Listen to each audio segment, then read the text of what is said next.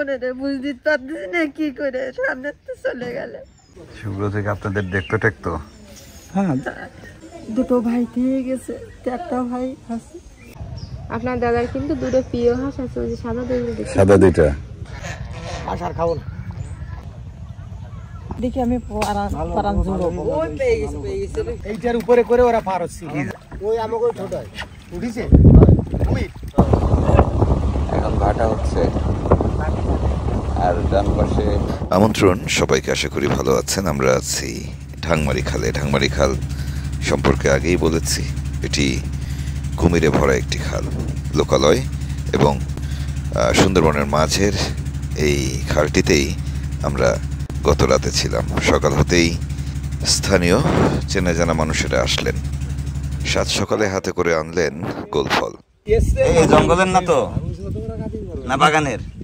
সুন্দরবনের গোলফল, কিন্তু এটা আমাদের নিজস্ব গাছের। হ্যাঁ, এটা আমাদের নিজস্ব সম্পত্তি ভাই, সরকারি সম্পত্তি। আমরা হ্যাঁ, না ঠিক আছে ঠিক আছে। ঠিকই খাওয়ার মতো হয়েছে। এইটাই খাওয়ার মতো হয়েছে। গোলফল আছে কম করে হলো 100 কাইন। তা হ্যাঁ, বেশি শক্ত হয়ে গেছে বেশিরভাগ। আমি না বাইরে আসলে ও জালি আছে, সবই জালি। বাইরে পরের বার এসে আমি তো ইমরান দাদা অ্যাটাক দেব। কাটেন কাটেন, একটা কাটেন দেই অবস্থায় গোলফল বাঁকলো কেন? একটা কাটেন। ঘটনা হয়েছে কি, ইমরান দাদা অবস্থায় গোলফল ফাঁকে গেছে, আমার তো মাথা ঘুরে। ঘটনা হয়েছে কি যে কতবার আসলাম এখানে, জুয়েল একবারও খাওয়ালো না। যেকবার আইছেন সেকবার তো ই ছিল ভাই। হ্যাঁ কিন্তু ভালো না ভাই, কাটি দেওয়া কাটি দেই। হ্যাঁ, তো ভালো খালি ফেলে ফারুক তুমি চেনো এগুলা? কাটি দিবি খালি পেটে মামা, এই খালি পেটে সব লোকজন দেখাই তো দেখাই। জঙ্গলে খিদে লাগে উপযুক্ত কিনা সেটা আগে দেখতে হয়। আছে কি না আগে দেখি। ও একদম নাসি, এই যে একটু বেশি দেখা হবে। খোসেন খোসেন খোসেন ভাবি তো থাক তো নিও গা। তাও তো শক্ত হয়ে গেছে মনে হচ্ছে। না না শক্ত, হ্যাঁ শক্ত। আরে না মানে আমি বুঝি না, শক্ত হয়ে শক্ত। নেন নেন। আরে আমি ধরে দেই আগে, সকালবেলা খালি পেটে দেব কিনা ভাই? এই সকালবেলা যদি দেওয়া হয় ভাই, পেটে ব্যথা করবে। আর কি পেটে ব্যথা করবে? টেস্ট আমরা না করি তো আর ভাইকে দিতে পারি না। নেন টেস্ট বিসমিল্লাহ বলেন। সুন্দরবনে খিদে লাগলে কি খাই? কিরাম যাইতে যাইতে দুপুর হয়েছে, ক্ষুধা লাগছে। নারকেলের মতো, নারকেলের মতো শক্ত, নারকেলের মতো। না মিষ্টি না লবণ না, পানি পানি পানি পানি, লবণ লবণ ভাব আছে। লবণ লবণ ভাব আছে না? সুন্দরবনের কাছাকাছি এইটা খুব সুন্দর। কিরা এই দুইজন আপনার লোক ভাই? কোন দুজন? আপনার দুজন লোক যাচ্ছে, দেখেন। আপনার নাম বলে নাকি সব শেষ করে দিতেছে। আর আপনার মেইন লোক হচ্ছে সামনে বসা, পিছনে জন হচ্ছে তার বডিগার্ড। অসম্ভব সাহসী পরিশ্রমী মানুষগুলোকে দেখলে আমি এখনো অবাক হই। কই যাচ্ছেন? কাজ করতে যাচ্ছেন? কুমিরের সাথে দেখা হলে বলেন আমরা আসছি। কুমিরের সাথে দেখা হলে সাবধানে থাকেন। এটা কোন দেশের নৌকা রে? ওই সেই শোলা, ওই শোলার উপরেই পার হচ্ছিল জুয়েলটা। এটা কি সেই জিনিস? এই যে হচ্ছে সেই জিনিস। বনজীবী সুব্রতরা যখন করমজল খাল পার হচ্ছিলেন, তারা এই ধরনের একটি ভাসমান বাহনে আসলে পার হচ্ছিলেন। একটু বড় সড়ো ছিল সেটি। 5 জনের মধ্যে 4 জন উঠে বসেছিলেন এটিতে। 5ম জন সুব্রত, সে যখন উঠতে যাবে কয়েক সেকেন্ড দেরি হলো, তার মধ্যেই কুমির তাকে টেনে নিয়েছিল। এটার উপরেই সুব্রতরা পার হচ্ছে। বুঝে যাচ্ছেন ভাই? ওখান থেকে কুমিরে নামায়নি এখনো ব্যাপার। বুঝে যাচ্ছেন কি করতেছেন? কি আনবেন? জ্বালানি, এটা করে জ্বালানি নিয়ে আসা যাবে? সেই শোলা ভাই। এই তোমার ভাইপোর বয়স ফারুক, তোমার ভাইপোর বয়স তো তোমার চেয়ে বেশি লাগে। আপন ভাইপো? আসেন আসেন। ওরে সর্বনাশ, এইটার উপরে করে ওরা পার হচ্ছে। কি জাহাজ এটা একটা? হ্যাঁ, কি জাহাজ দেখছেন? আর নৌকা নিলে তো ভাই ডাহাতি ধরবে, এ তো আর ডাহাতি ধরবে। হ্যাঁ, ওই আমাকে ছোট উঠিছে। কি নাম আপনার ভাই? ঢাংমারির এই আজিজ ভাই আজব একজন মানুষ। আমি সময় সুযোগ পেলে তার সম্পর্কে বলবো একদিন। যাই হোক, আমরা ঢাংমারি যেখানে নোঙর করেছিলাম সেখানে আছি। একটু রান্নাবান্নার আয়োজন করতে হবে, কারণ আমরা আগামী কয়েকদিন এখানে থাকবো, দুপুরে খেতে হবে।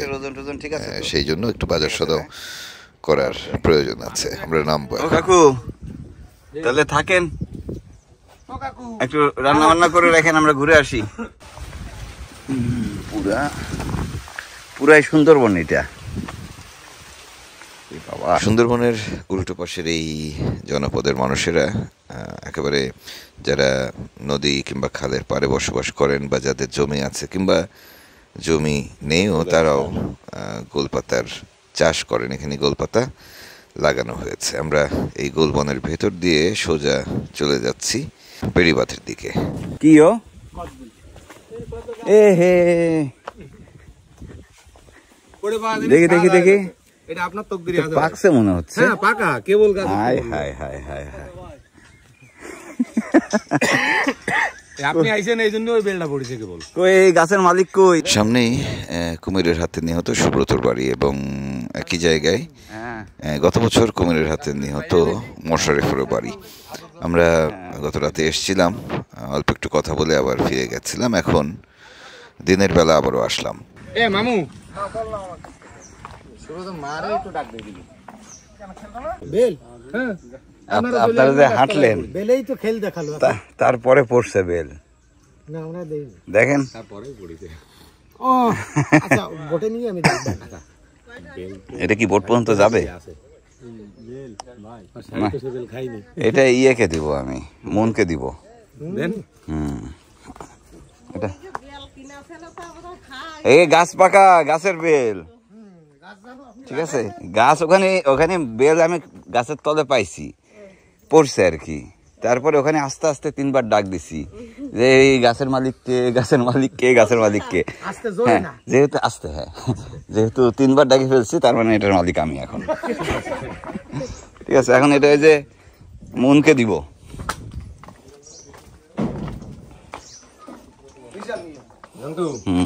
বাবার একটু নিয়ে মন। আচ্ছা আমি বলতেছি, তুই যে বাবার একটু নিয়ে যা। এই আমার বৌদি কই? কোনটা? ওকে বাইকের নাম শুনতেছেন নাকি? সামনে পুকুর আছে। তারপর সুব্রত, তারপর সুজিত, তারপর হচ্ছে সুনীল। সুনীল লাগে না? চম্পা। তারপর বোন হচ্ছে চম্পা। কোথায়? ঘরে? কোথায়? এই যে গাছ পাকা বেল নিয়ে আসছি, ঠিক আছে। হ্যাঁ না, গাছ পাকা বেল। খাওয়া দাওয়া হয়েছে ভাই? ওই বেল যার কপালে আছে তাকে দিয়ে দিছি। কুমিরের আক্রমণে সুব্রতের মৃত্যুর ঘটনা সবাইকে বেশ স্তম্ভিত করেছে। এখনো শোকাবহ পরিবেশ। আমরা যখন যাই তখন খুলনা থেকে সাংবাদিকরা এসছেন এই পরিবারের সাথে কথা বলার জন্য। সামনে সুব্রতর মা, বাবা এবং ছোট ভাই। কাকা শরীর কেমন আপনার? শরীর বাবা ভালো না, ও ভালো না, চোখে দেখতে পাই না, ওই চলতে পারি না। সকালের খাওয়া দাওয়া হয়েছে? হ্যাঁ খাওয়া দাওয়া হয়েছে। বসেন, আপনারা বসেন।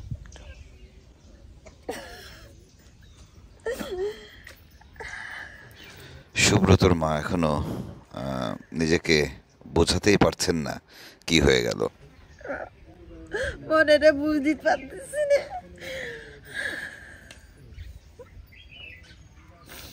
মনেটা বুঝতে পারতেছি না কি করে, সামনে তো চলে গেলে।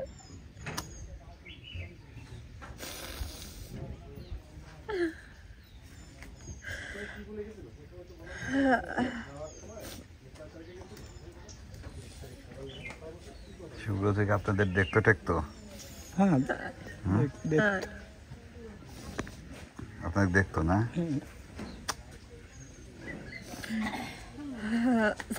সেইতে বলো, সেইতে না দেখবে আমার।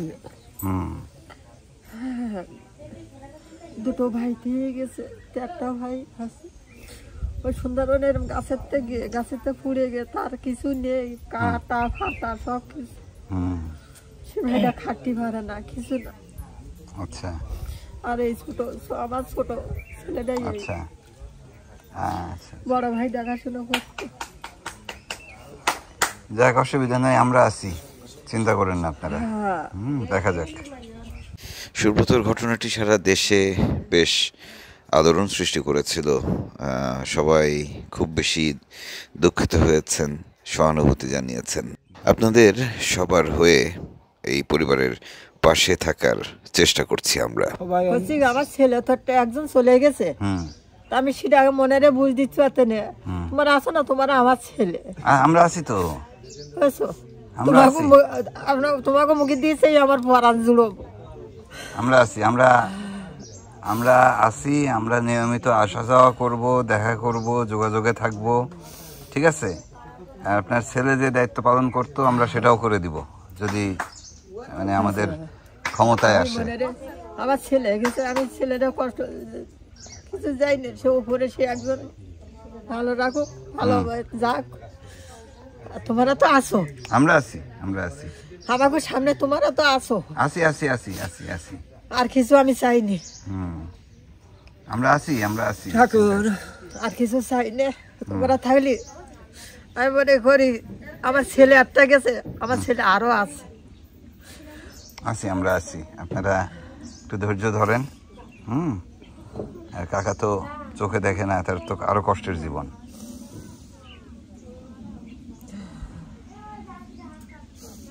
আমার ছেলে মরাতেই বাড়ি গেলে, আজকে ঢুকলাম, এই এখনো আসেনি বাড়ি গেলে।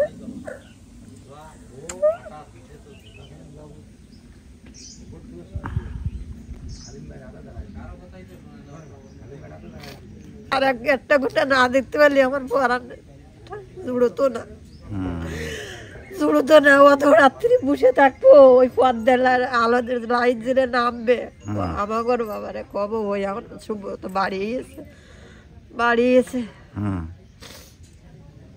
তারপরে ঘুমাতেন। হ্যাঁ, সুব্রতর বাবা চোখে দেখেন না, চোখ দিয়ে পানি ঝরলেও সেটি দেখছি না। সবারই মন খারাপ, বাড়ির সবারই ভীষণ মন খারাপ, সবারই মন খারাপ, সবারই মন খারাপ। এদিকে যখন এরকম ভয়ঙ্কর কিছু ঘটে যায়, কেউ মারা যান, কেউ আহত হন, ফেসবুক, ইউটিউবে যখন সে কথা আমি বলি, আপনারা সারা পৃথিবী থেকে এগিয়ে আসেন তাদের পাশে দাঁড়ানোর জন্য। এটি ভীষণ ভালো লাগার একটি বিষয়। আমরা এমনিতে ক্রাউড ফান্ডিং করি না, তবে এই মানুষগুলোর পাশে দাঁড়ানোর চেষ্টা করি। আপনারাও পাশে থাকেন। সুব্রতর পরিবারের জন্য আসলে দীর্ঘমেয়াদী কিছু করতে চাই।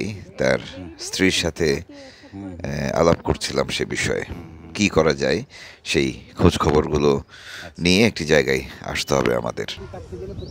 এই জায়গায় ঘর তোলা যাবে মনে হয় না? আপনার দাদা কি বলছিল জানেন, যদি ঘর বান্ধি মাটির তো নেই, মাটি এক বিলির থেকে নিয়ে যায়, তাকে আর দেবে না। সে বলছিল যে বালি ভরাট করে দিয়ে তারপরে একটু পোতা মাটি দিয়ে গেঁথে তারপরে ঘর তুলবে। ওই ড্রেজার দিয়ে এখানে বোর্ডিং করতে চাইছিল, মানে এই পাশের এই টাইপের ঘেরে, মানে নিচে বোর্ডিং করলে বালি ওঠে, ওইটা করে তারপরে হচ্ছে গিয়ে ভরাট দিতে চাইছিল। আচ্ছা, ঠিক আছে, অসুবিধা নেই, হবে না। আপনার দাদার কিন্তু দুটো প্রিয় হাঁস আছে, ওই যে সাদা দুটো, সাদা দুইটা, ওই দুইটা। আর খাবো না,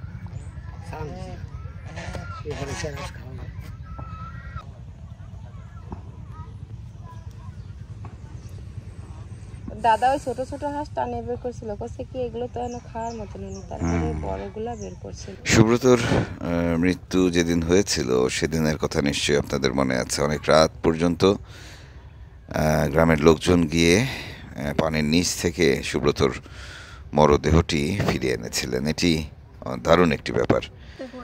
তবে সেই স্মৃতি কেউই ভুলতে পারছেন না, বিশেষ করে তার মা বাবা। আমি ওরে একবার বারণ করে দেই না, বাবা তুই জঙ্গলে যাইস না আজকে।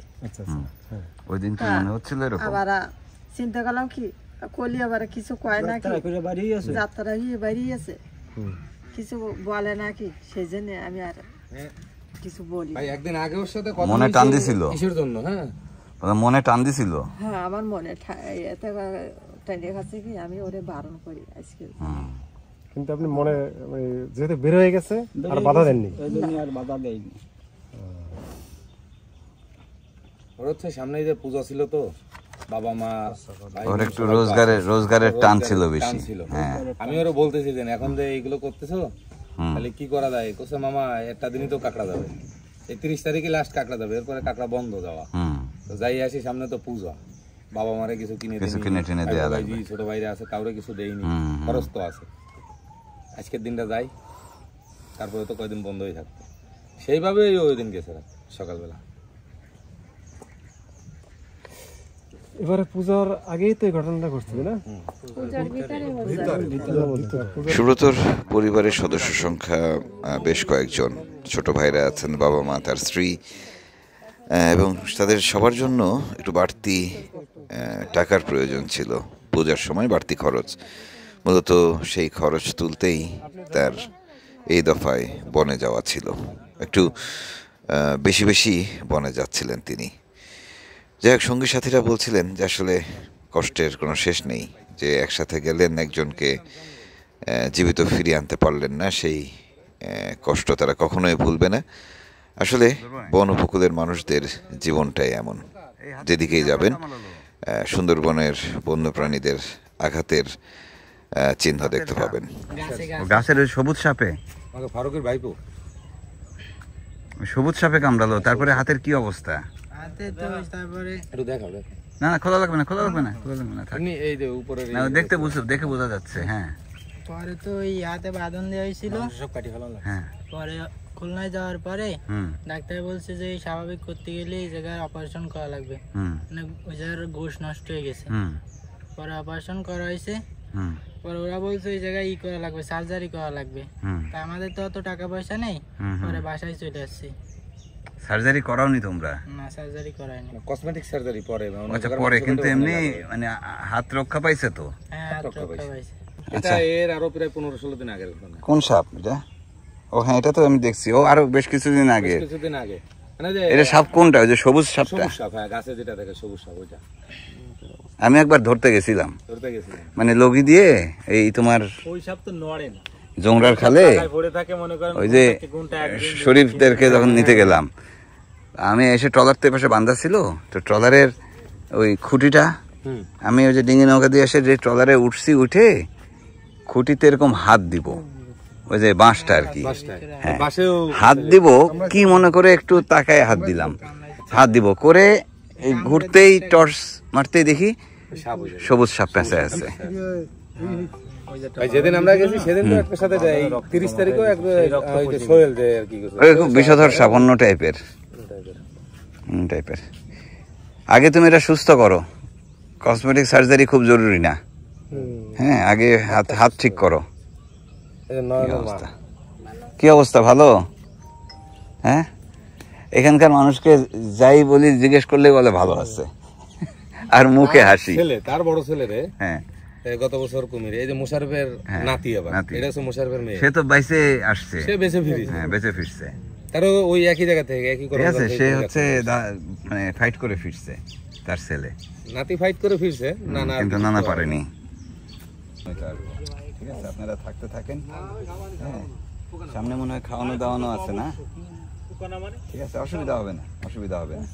ঠিক আছে, যান, বাড়ি যান, বাড়ি যান, সুস্থ থাকেন, ভালো থাকেন। যাও, আমরা আসতেছি আবার। ঠিক আছে, চল আমরা আগে চলেন ভাই।